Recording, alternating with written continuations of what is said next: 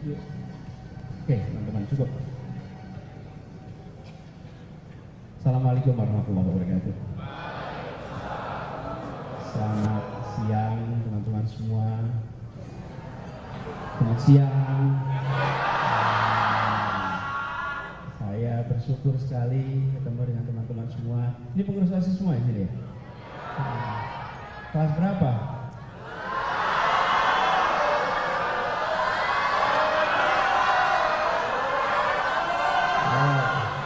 Mana kelas 10?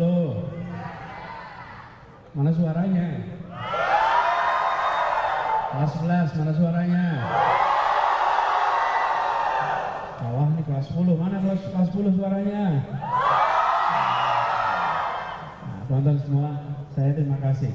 Kita ngobrol begini, teman-teman, karena saya ingin sampaikan pada semuanya, apa sih yang unik dari pemimpin muda, yang membedakan dari pemimpin generasi yang lebih senior? Ada yang mau jawab? Kenapa?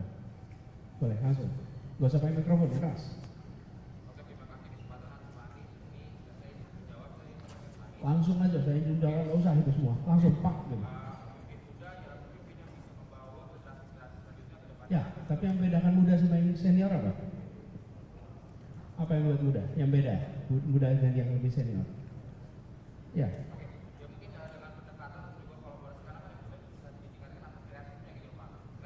Orang tua nggak kreatif.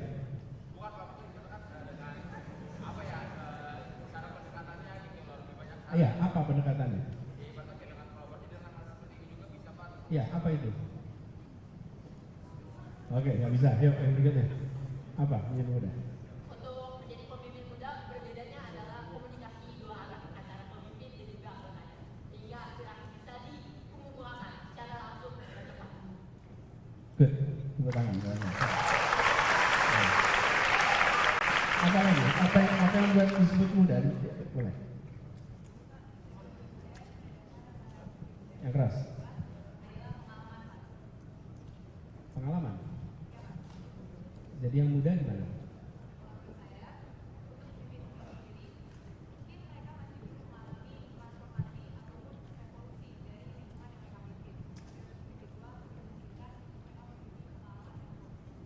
Ya, boleh.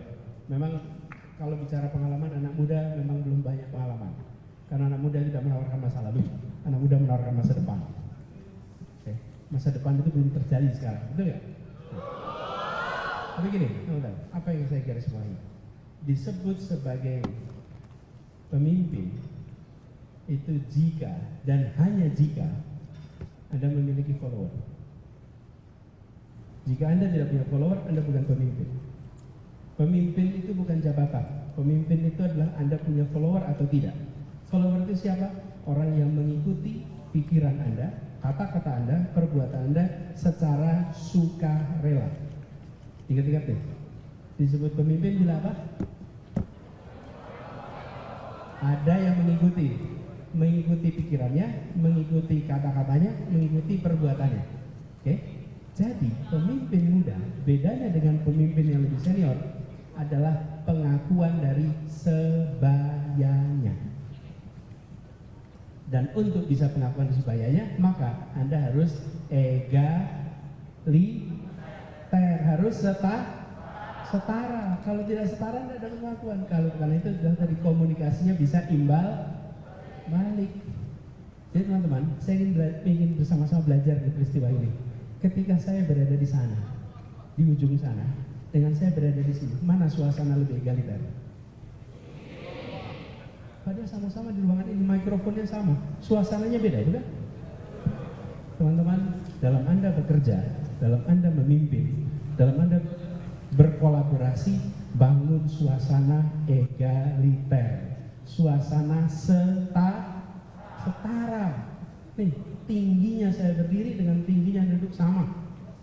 Kadang-kadang kita sudah tidak sadar karena saking terbiasanya berkelas, saking terbiasanya pakai strata, sehingga tanpa disadari strata itu dianggap sebagai sesuatu yang normal. Ruangan ini memang dibuat oleh arsiteknya seperti itu kalau ada performance. Tapi untuk kebutuhan kita butuh ngobrol yang egaliter, kita butuh ngobrol yang setara, kita ngobrol yang kita bisa tukar pikiran. Jadi yang membuat Anda disebut pemimpin bila punya apa? Follower. Saya beri contoh. Saya memimpin, saya beri contohnya karena saya seorang muslim, saya contoh dalam sholat. Dalam sholat itu ada imam, ada makmum. Ada yang menjadi imam, ada yang makmum, betul ya? Kalau saya sholat di dalam mihrab, di kotaknya imam, bolehkah saya dipanggil imam? Boleh nggak? Saya sholat di dalam mihrab itu, boleh nggak dipanggil imam? Enggak dong. Yang disebut imam itu bila apa? Itu dia. Walaupun saya berdiri di dalam mihrab, tapi kalau di belakang tidak ada makmum, boleh nggak saya disebut imam? Boleh. Tapi saya berdiri manapun ada satu orang di belakang saya, nama saya berubah menjadi. Jadi yang menyebut saya imam siapa? Yang disebut Anda pemimpin siapa? Pengikut. Jangan sampai Anda menganggap bila Anda punya jabatan ketua OSIS, maka adalah pemimpin siswa. Belum tentu. Anda adalah pejabat dalam organisasi. Tapi Anda pemimpin atau tidak ditentukan oleh jabatan yang Anda pegang. Anda boleh saja tidak pejabat, tapi Anda tetap diikuti pikirannya karena Anda adalah pemimpin. Oke? Jadi teman-teman sekalian, Anda mau jadi pejabat siswa atau jadi pemimpin? Maka syaratnya embrace your follower. Hargai, hormati, setarakan mereka-mereka yang mengikuti Anda. Karena itulah kunci kenapa Anda disebut sebagai pemimpin. Sekarang pertanyaannya, kenapa seseorang itu menjadi pemimpin? Apa faktornya ia diikuti? Apa yang membuat seseorang itu diikuti? Karena apa? Satu kata. Yuk, apa? Pemikiran. Jadi kalau pemikiran bagus diikuti. Oke. Preman itu punya pengikut banyak. Ya. Nah itu, preman belum tentu ada pikiran, ya, tapi diikuti. Nah, berarti bukan pikiran, kan? Oke, apa lagi? Ya, ini belum tahu. Pengaruhnya.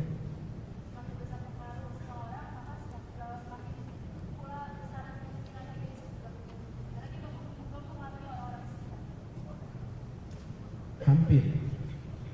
Pengaruh. Hampir. Itu salah satu komponen. Tapi belum lengkap. Apa? Wibawa. Wibawa belum.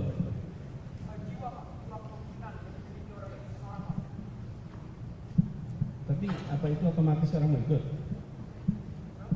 Kenapa orang mau ikut kalau cuma sekedar jiwa?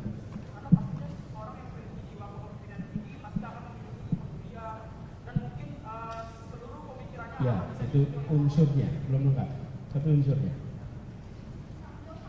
Tanggung jawab, hampir. Ya, itu unsurnya. Sini. Apa? Kenyamanan, ya, unsurnya. Ya. Actionnya, ya, unsurnya. Unsurnya itu. Unsurnya itu. Unsurnya itu, tapi katanya belum. Tadi siapa yang bilang ke saya? Apa? Itu dia. Nih, ini jawabannya. Karena percaya.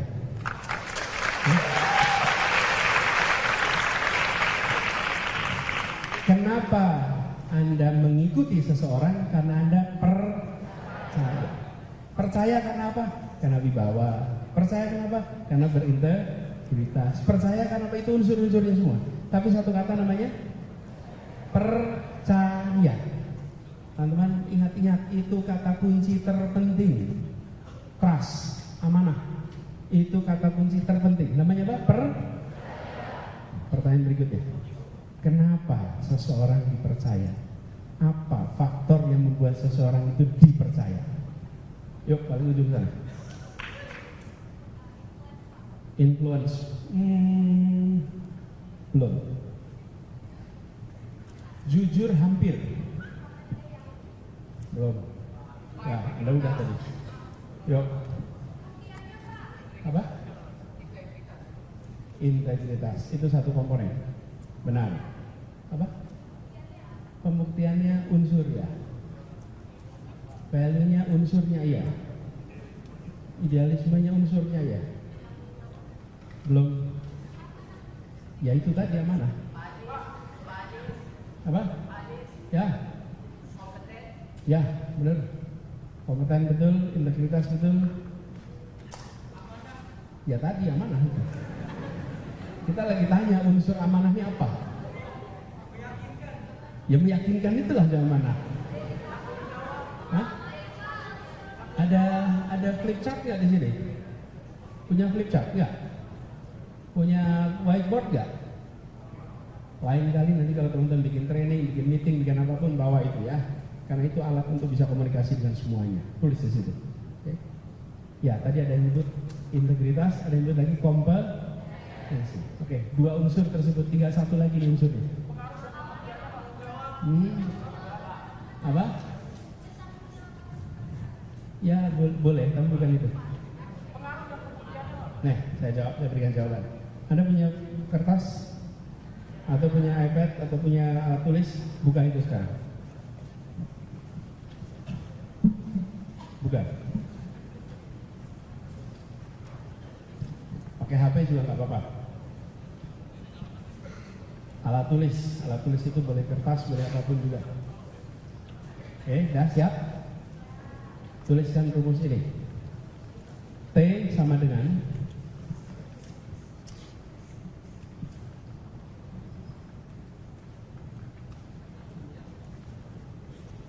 C tambah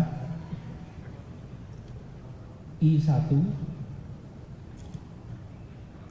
tambah I2 minus SI. Oke. Atau saya tulis di bawahnya K sama dengan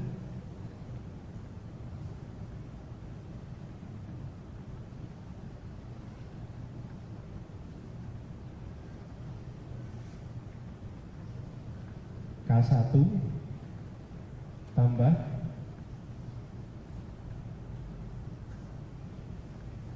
I tambah K2 minus KP. Oke, ada yang bisa menjelaskan rumus ini? T sama dengan trust. Tulis di bawahnya. T sama dengan trust. Oke, terus C sama dengan kompetensi. I1 sama dengan integrity. I2 sama dengan intimacy. SI sama dengan self interest. Teman-teman, inilah yang harus Anda pegang. Kalau Anda mau jadi pemimpin, jadi nomor satu harus punya Mungkinkah memimpin tanpa kompetensi? Mungkinkah dipercaya tanpa kompetensi? Nah, nomor satu kompeten, Anda harus punya kompetensi. Yang kedua, tadi ada yang bilang jujur, terus saya tidak jawab benar, itu iya tapi nggak lengkap. Apa sih bedanya jujur dan integritas itu? Ini orang berintegritas, sama nggak dengan orang jujur? Nah, bedanya apa? Bedanya apa? Yang pakai kacamata, kacamata.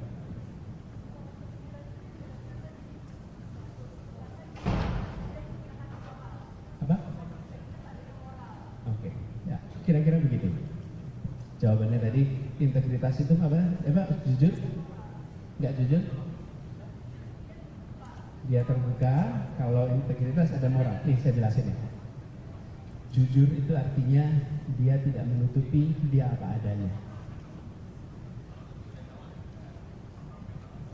Seorang pencuri yang barusan mencuri lalu menceritakan apa adanya, dia berintegritas tidak? Enggak. Kan jujur kan? Berintegritas tidak? Nah, jadi integritas itu jujur plus melakukan hal yang benar, melakukan hal yang kepentingan umum. Jadi kalau jujur aja, pencuri lalu menceritakan seluruh proses pencuriannya, Anda nggak bisa mengatakan dia berintegritas, betul kan? Nah, jadi berintegritas itu artinya jujur plus bermoral. Nah, kemudian yang ketiga, intimasi. Tahu intimasi apa? Dekatan. Teman-teman, mungkinkah Anda percaya tanpa dekat? Tidak mungkin. Lalu yang terakhir, pengurangnya namanya kepentingan Nah, iya adik, ingat-ingat ya, kalau ingin kepercayaan terjaga, unsur terakhir ini dikendalikan. Oke. Seringkali yang tidak bisa dikendalikan itu namanya self, yang membuat di antara sebaya tidak mau mengikuti Anda, biasanya bukan karena Anda tidak kompeten, bukan karena Anda tidak berintegritas, bukan karena tidak dekat, tapi karena self interestnya kegedean. Nih, saya ketua, saya harus paling depan. Saya ketua, saya harus nomor 1. Saya ketua. Nah, begitu Anda selalu saya ketua, saya harus ini, mikrofon nomor 1, ngomong nomor 1, di acara paling depan. Ketika Anda selalu mengutamakan yang namanya SI, lama-lama orang akan tidak percaya sama Anda. Ya, ingat-ingat tuh. Nah, biasanya yang begini ini yang punya begini ini biasanya justru anak-anak potensial. Karena tumbuh besar dengan potensi, tumbuh besar selalu berprestasi, maka kadang-kadang tanpa sadar SI-nya kegedean. Ketika SI-nya kegedean, teman-teman yang lain menjauh. Benar nggak? Nah, kalau menjauh, maka Anda tidak lagi diikuti. Oke, gitu teman-teman. Pegang nih ya, rumus ini. Jadi, saya sampaikan ini dasar, adik-adik. Karena sebenarnya ke depan teman-teman semua, persyaratan itu membutuhkan karakter sederhana. Namanya learner, pembelajar. Pembelajar, boleh tulis. Pembelajar artinya to learn dan to unlearn. Learner itu to learn dan to unlearn. Pemimpin harus mau learning dan unlearning. Saya mau tanya, apa itu unlearning? Ada yang bisa kasih penjelasan, apa itu unlearning? Ada, makasih ya. Ada. Ya. Unlearning itu apa?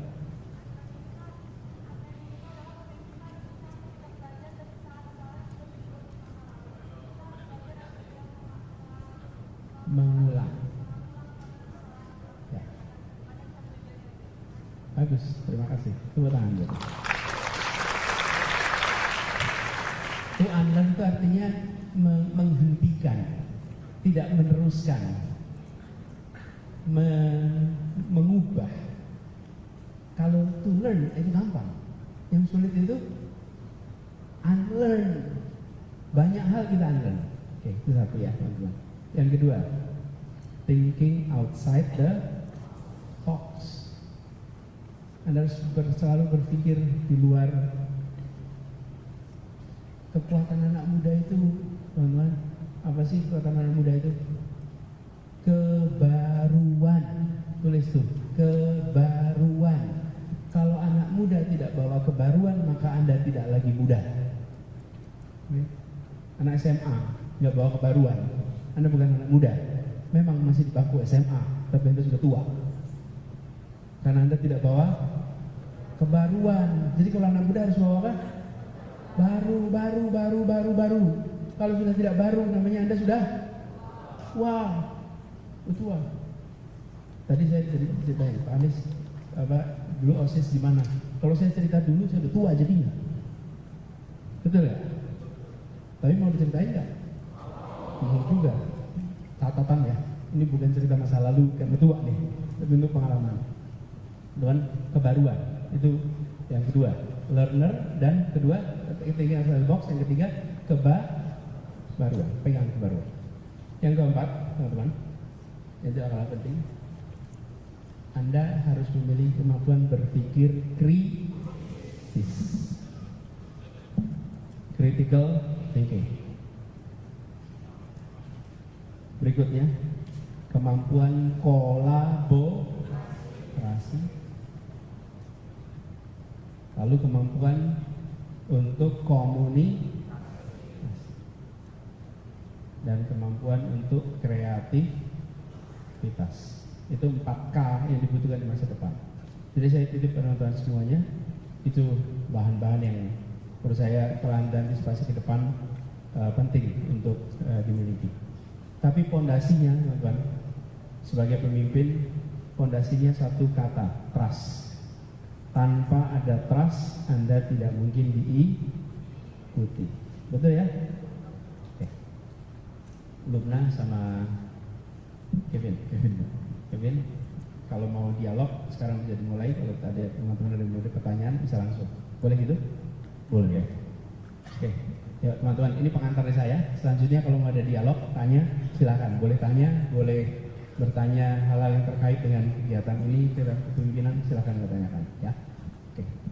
Tepuk tangan dulu buat saya yang tadi sudah terlibat.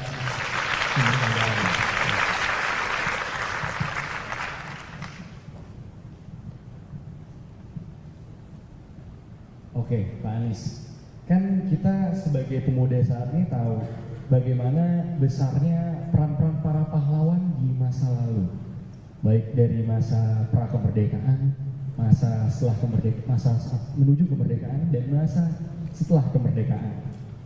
Dan pemuda-pemuda tersebut pastinya berdampak besar, akhirnya membuahkan sebuah hasil konkret, yaitu bangsa kita saat ini, yaitu bangsa Indonesia. Nah, dengan tahun-tahun yang terus berlalu dan juga berbagai masalah global, bagaimana Bapak melihat peran pemuda dalam membangun Indonesia di masa era globalisasi?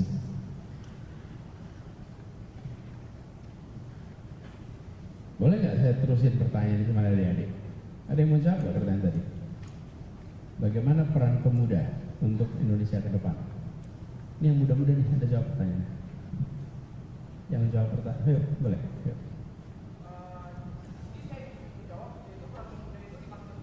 Bisa menciptakan kolaborasi dan kreativitas yang mungkin terbarukan. Jadi tidak selalu membawa kreativitas yang lama, Pak, agar bisa menciptakan suatu hal yang terbaru lagi, Pak. Oke, jadi perannya buat kebaruan. Namanya siapa? Muhammad Imam Marisa, Pak. Dari SMK Negeri 52 Jakarta, Pak. Panggilannya? Bintang, Pak. Bintang dari SMK 52. Boleh catat ya, kasih tepuk tangan buat Bintang. Ada lagi yang punya jawaban? Silakan. Nama dan asal.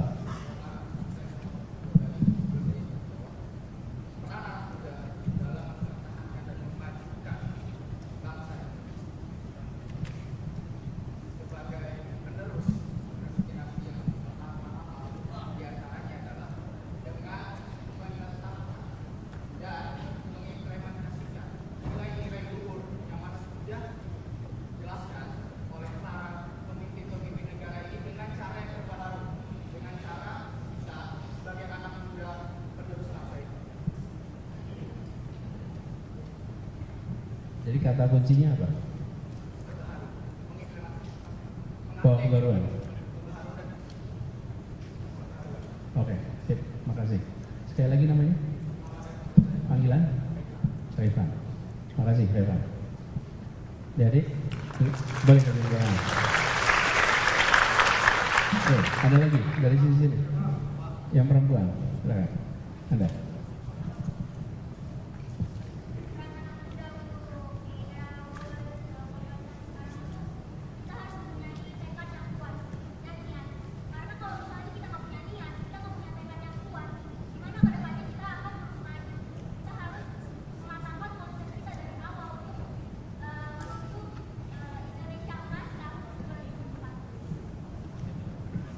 Niat yang kuat. TK. Namanya siapa? Panggilan? Talita. Dari SMK 38. Terima kasih Talita. Ya, dari sini. Anda.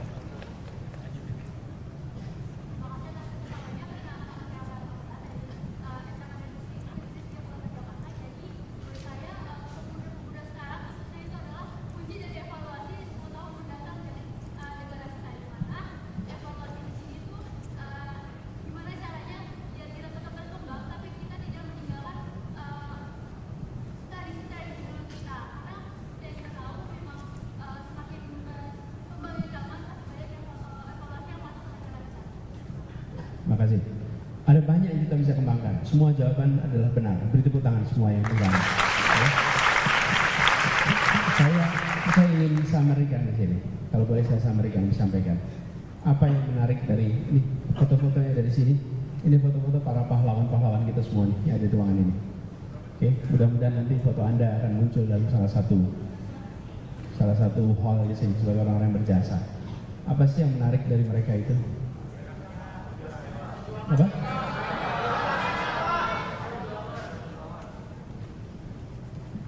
Mereka mencintai Indonesia dan mencintai secara tanpa syarat. Tidak pernah mereka berkeluh kesah tentang negeri ini. Tidak pernah mereka menyalahkan tentang negeri ini. Mereka mencintai negeri ini, mencintai Indonesia, tidak pernah berhenti mencintai. Dan karena dia mencintai Indonesia, dia kerjakan apapun demi Indonesia. Dia kerjakan apapun demi bangsa Indonesia. Jadi menurut saya, kalau kita ke depan, wujudkan cinta itu. Untuk apa cintanya? Untuk Indonesia. Jadilah orang-orang yang mencintai Indonesia secara tanpa syarat. Ada orang cinta Indonesia dengan syarat. Syaratnya teratur, syaratnya semua baik, syaratnya tidak ada banjir, syaratnya tidak ada korupsi, syaratnya semua orang baik. Akhirnya syarat itu nggak ketemu. Setelah nggak ketemu terus mau apa? Saya pindah dah ke negeri lain. Teman-teman, mereka semua tidak pernah ada ide meninggalkan Indonesia, walaupun mereka memiliki seluruh kesempatan untuk meninggalkan Indonesia. Tumbuhkan rasa cinta pada Indonesia, insya Allah Anda akan bisa menjadi pahlawan-pahlawan Indonesia di masa yang akan datang. Apa lagi? Ya?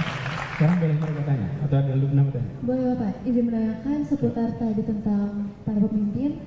Pasti mereka dipercaya oleh orang lain dan memiliki follower tadi. Kemudian yang ingin saya tanyakan adalah kira-kira apa saja sih Pak faktor-faktor yang membuat pemimpin itu lebih berkualitas? Karena di sini kami para generasi muda, tentunya teman-teman tahu kami itu adalah agent of change, agen perubahan, dan bisa menyambut nanti para pemimpin lainnya yang lebih oriented atau berorientasi pada masa depan. Lubna, good questions. Pertanyaannya, bagaimana meningkatkan kualitas kepemimpinan? Usul saya, unsur tadi T sama dengan apa? C sama tambah I1 tambah nah, CII ditingkatkan.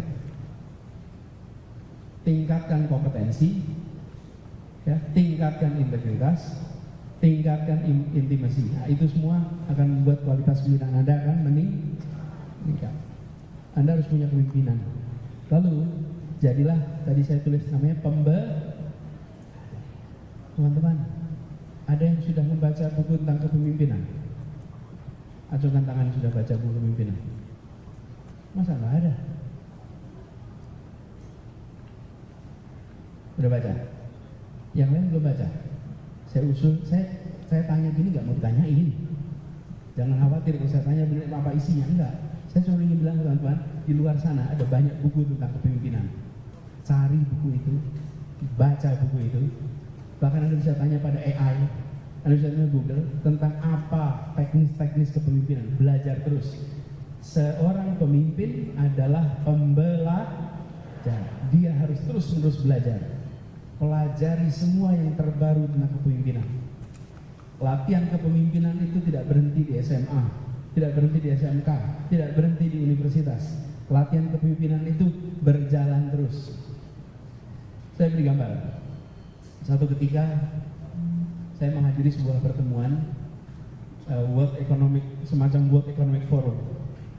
Yang hadir di situ adalah para CEO perusahaan-perusahaan raksasa dunia, para pemimpin pemerintahan, para tokoh-tokoh akademisi. Tempatnya di sebuah pulau, dan orang-orang itu datang ke pulau itu di tengah Pasifik. Untuk datang ke sana, by invitation hanya sekitar 500-an orang. Ini sangat elit pertemuannya. Saya kemudian diundang untuk bicara. Lalu saya menemukan satu sesi judulnya leadership. Padahal yang kumpul di sini itu pemimpin-pemimpin yang sudah terbukti sukses di bidangnya masing-masing. Terus ada satu sesi namanya leadership. Jadi saya kepengen ikut. Gimana coba? Datang sesi kepemimpinan, Kan kalau SMA kepemimpinan biasa, kuliah belajar kepemimpinan biasa. Ini bayangin, CEO perusahaan besar, pemimpin pemerintahan ikut workshop namanya leadership. Saya mau datang. Ketika saya datang, yang memberikan workshop itu seorang yang usianya 90-an tahun. Hampir 90, 80 sekian hampir 90 tahun. Dan dia adalah orang yang selalu jadi pemimpin sepanjang hidupnya dia. Dari mulai dia kecil sampai dia usia hampir 90 tahun, itu selalu jadi ketua, selalu jadi pemimpin. Lalu dia menceritakan apa yang membuat unsur kepemimpinan.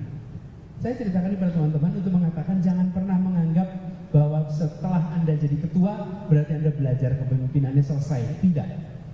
Anda mau jabatan apapun, belajar kepemimpinan harus jalan terus, nggak boleh berhenti, terus belajar terus.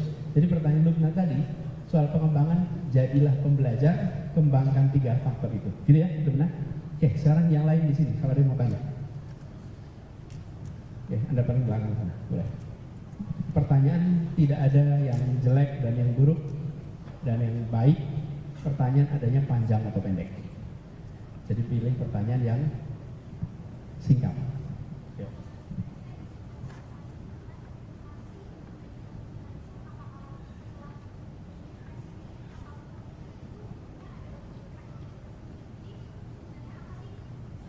Ya. Gini, kalau dia namanya siapa? Kayla, dari mana? Pos? Jakarta SMA? Man 3. Oke. Kayla, Man 3. Dia tanya, kepemimpinan itu ujungnya mana sih? Apakah presiden? Apalagi apakah tugas yang lain? Gini, organisasi ada struktur. Dalam struktur ada namanya juga struktur. Konsekuensi ada strata. Di situ Anda bisa lihat. Tapi kepemimpinan tidak ada strata. Karena kepemimpinan bukan soal jabatan. Ingat ya, kepemimpinan soal diikuti. Nah, kalau Anda ikut sebuah organisasi nanti ada stratanya. Maka Anda bisa sampai puncak strata. Tapi sesungguhnya Anda bisa memahami kepemimpinan itu bukan soal struktur, tapi kepemimpinan soal pengalaman. Gitu ya jawabnya ya. Yuk.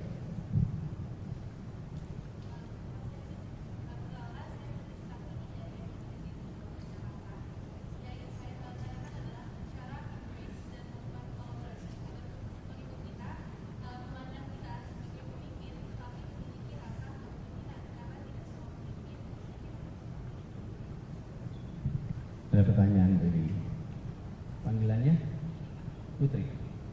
Putri, bagaimana caranya membuat sebagai pemimpin itu bisa embrace dan mungkin tidak menggurui gitu ya, tidak menggurui teman-teman. Gimana caranya supaya tidak menggurui teman-teman?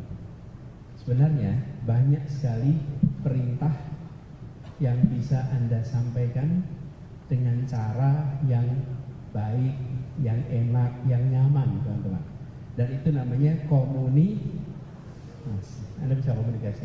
Kalau Anda komunikasi dengan baik, maka orang-orang akan mengerjakan juga dengan perasaannya nyaman. Teman-teman semua di sini, bisakah teman-teman berdiri?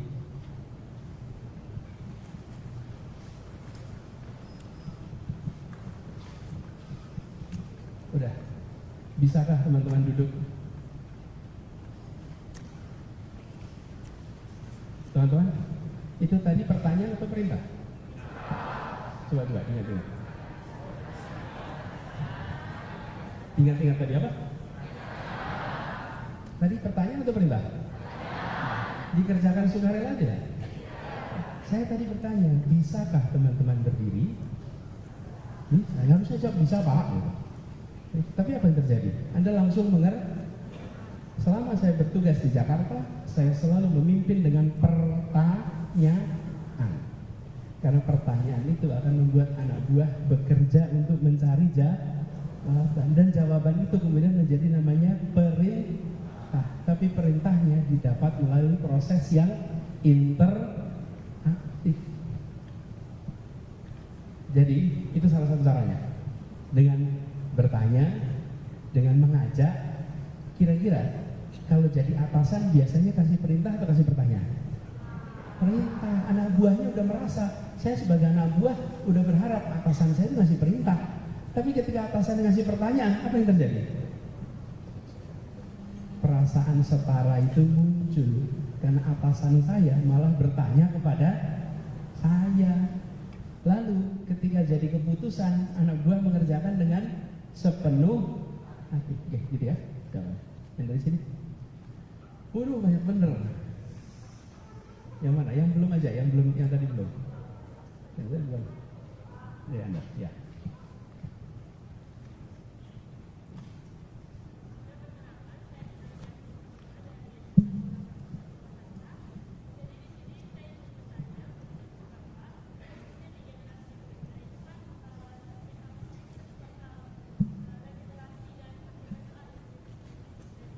Ya.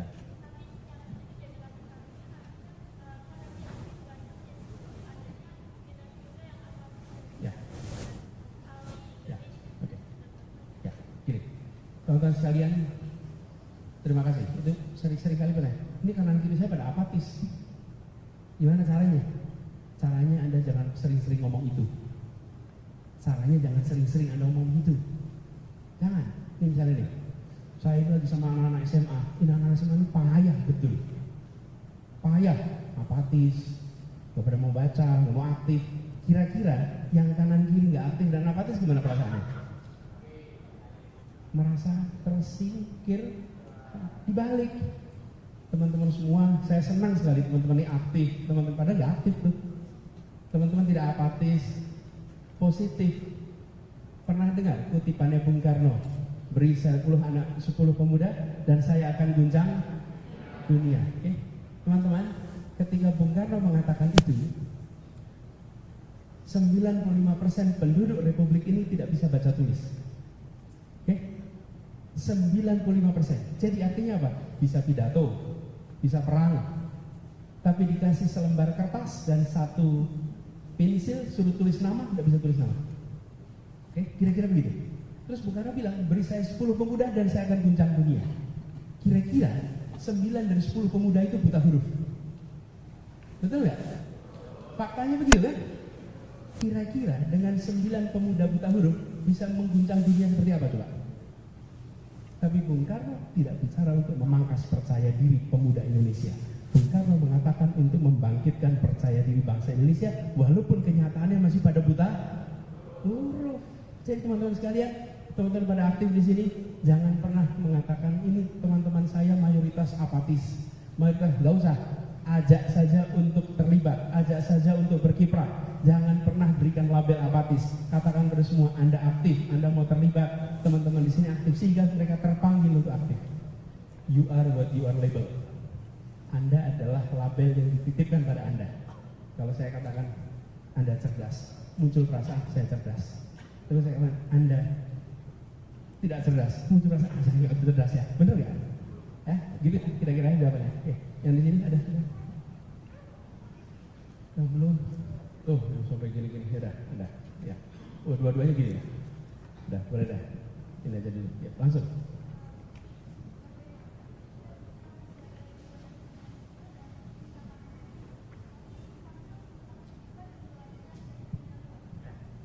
Teman-teman, bagaimana kita cinta tanah air sambil belajar tempat dari luar. Ini alat ini bisa dipakai teman-teman. Semua punya HP kan? Punya teman di HP?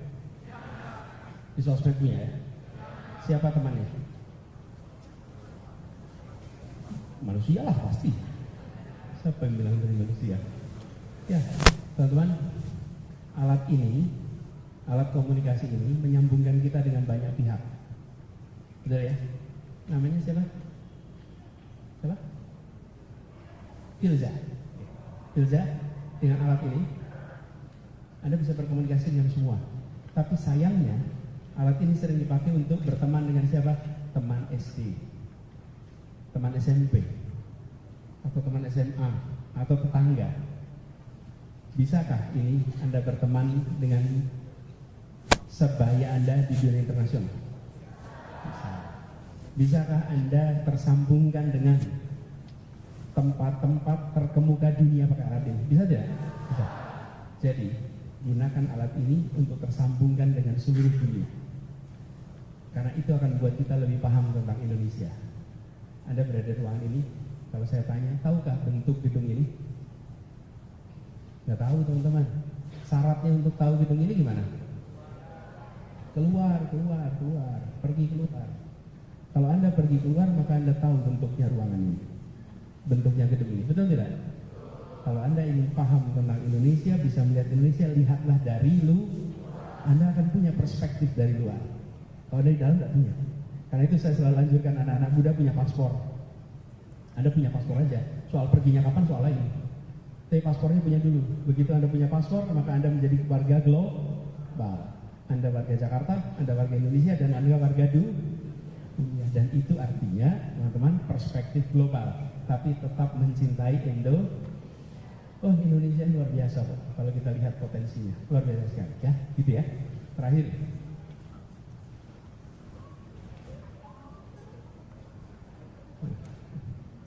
Ya udah, yang paling belakang sana, langsung.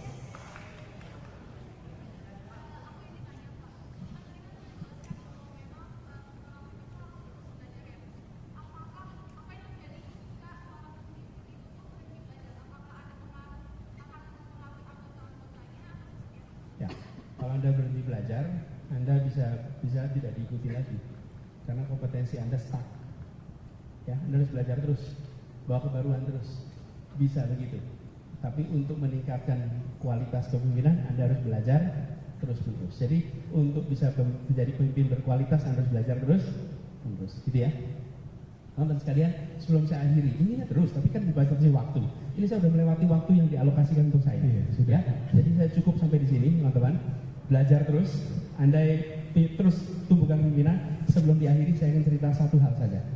Saya dulu aktif di OSIS, sama seperti teman-teman semua. Ini cerita masa lalu. Saya SMP kelas 1 ikut OSIS. Lalu saya ketika mau ikut OSIS, saya tanya, boleh nggak ikut? Boleh. Saya dijadikan anggota seksi pengabdian masyarakat. Pengabdian masyarakat itu ternyata tugasnya adalah mengumpulkan dana kalau ada anggota keluarga di SMP kami yang meninggal. Jadi saya, anak SMP kelas 1, bertiga, Kevin sama Lubna, teman saya juga sini. Ini kira-kira gini nih, kita bertiga nih. Sini. Nah, 2 orang ini bawa kotak, saya bawa tulisan. Gini. Saya akan baca ke depan, telah meninggal dunia, nama ini pada tanggal sekian. Mohon bantuannya. Oke. Terus yang kanan kiri saya jalan menyusuri ruangan, mengumpulkan uang. Dikerjakan itu di seluruh kelas. Dan jumlah kelas boleh dulu. Jumlah kelas SMP itu 30 kelas, 10. Jadi kalau ada yang meninggal, kami keliling ke 30 kelas. Nah, sayangnya banyak yang meninggal. Jadi karena banyak yang meninggal, kami harus sering keliling kelas. Nah, kalau keliling kelas itu artinya 1 hari waktu hilang. Keliling, muterin. Dan masalah terbesar kalau keliling itu apa? Menghadapi guru yang galak. Bener nggak? Memang semua guru suportif sama OSIS? Keras banget tuh suaranya, ya? Aspirasi itu ya. Tok gitu kan. Terus begitu kelihatan gurunya galak, kita dorong-dorongan. Siapa yang maju nih? Siapa yang maju nih? Karena siapapun yang maju, dia yang akan dimarahin tuh gurunya. Jadi ketika ngetok, kemarin gurunya tanya, kamu bolos lagi ya? Ini bukan bolos, ini ada kerjaan. Masuk ke kelas. Nah, bayangkan ketika masuk kelas 3, saya kelas 1 nih, masuk kelas 3, apa yang terjadi? Saya belum ngomong nih, 1 kelas sudah ngomong, telah meninggal dunia. Jadi wajah saya ini wajah kematian.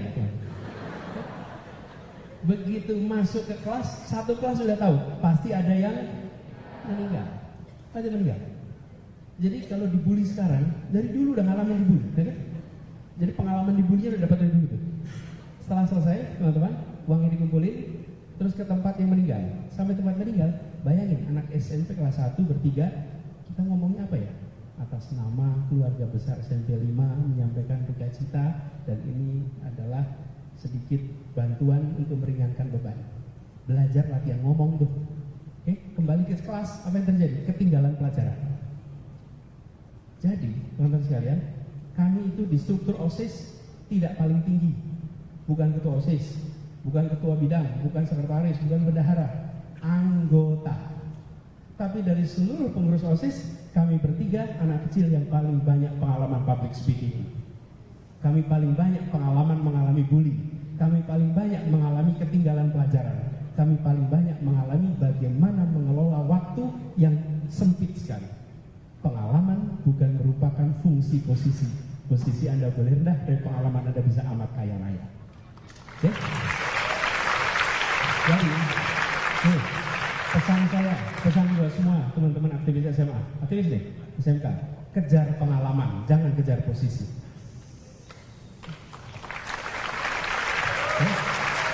Kalau posisi tidak mengantarkan Anda kemana-mana, memangnya di CV ditanyain tuh, ya kelihatan bagus ketua OSIS, ketika udah jalan belum tentu dia ketua. Tapi itu pengalaman, pengalaman dikejar, jangan kejar posisi. Posisi apapun, kalau Anda jalani dengan belajar hikmahnya, jadi pengalaman. Pengalaman sama dengan perjalanan plus hikmah. Orang yang menjalani tidak mengambil hikmah nggak dapat pengalaman. Oke. Lalu akhirnya saya SMA ikut OSIS. SMA baru jadi ketua OSIS. Tapi pengalamannya yang begitu-begitu tuh. Dan SMA saya ikut organisasi OSIS seperti ini. Cuma waktu itu nasional, kumpulnya di Jakarta, dan saya waktu itu bertugas sebagai ketuanya ketua OSIS se-Indonesia pada waktu itu. Itu tahun 80, Anda belum lahir apa itu. Nah, jadi teman-teman, pengalaman itu semua mewarnai. Jadi buat Anda semua di sini, pesan saya, jangan kejar posisi, tapi kejar pengalaman. Apapun posisinya, yang penting pengalaman. Teman-teman, selamat belajar, selamat berkarya. Jadilah pemimpin hebat untuk Indonesia masa depan. Saya tunggu kiprahnya di masa depan ya. Salam buat guru-guru, salam buat semua keluarga, dan sampaikan kepada semua, saya mau jadi pembelajar. Pemimpin adalah pembelajar, bukan soal posisi. Karena itu siapapun yang nanti bertugas, itu adalah bagian dari pengalaman. Yang tidak bertugas tetap cari pengalaman. Terima kasih. Assalamualaikum warahmatullahi wabarakatuh.